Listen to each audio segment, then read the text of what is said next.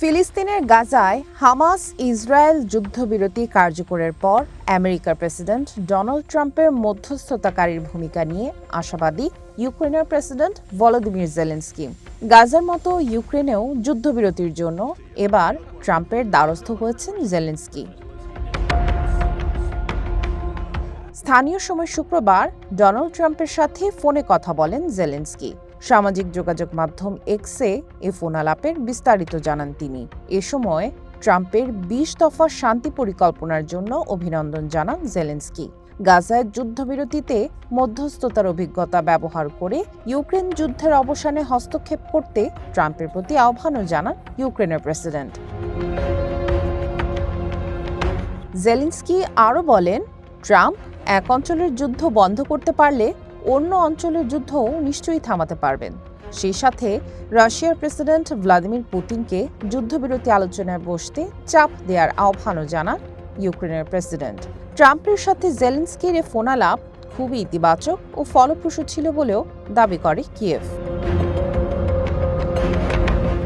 এছাড়া Trump Zelensky ফোনালাপে ইউক্রেনের জন্য টমাহক ক্রুজ ক্ষেপণাস্ত্র সরবরাহের সম্ভাবনা নিয়েও আলোচনা হয়েছে বলে জানাচ্ছে আমেরিকার গণমাধ্যম অ্যাক্সিওস।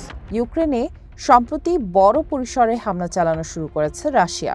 হামলার পর কিয়েভ ও ওডেসার বেশ কিছু এলাকা বিদ্যুৎ বিচ্ছিন্ন হয়ে পড়ে। শীত মৌসুমকে সামনে রেখে ইউক্রেনের জ্বালানি অবকাঠামো লক্ষ্য করে হামলা জোরদার করেছে রাশিয়া। ২০২২ সালে ইউক্রেন যুদ্ধ শুরুর পর থেকে প্রতি শীত মৌসুমের আগেই ইউক্রেনের জ্বালানি অবকাঠামো লক্ষ্য করে হামলা চালিয়ে আসছে রাশিয়া।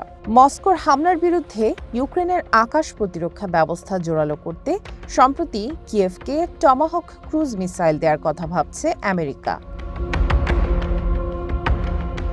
টমাহক মিসাইলের পাল্লা প্রায় ২৫০০ কিলোমিটার, অর্থাৎ ইউক্রেন থেকে রাশিয়ার অভ্যন্তরে যে কোনো লক্ষ্যবস্তু, এমনকি রাশিয়ার রাজধানী মস্কোতে পর্যন্ত আঘাত হানা সম্ভব হবে।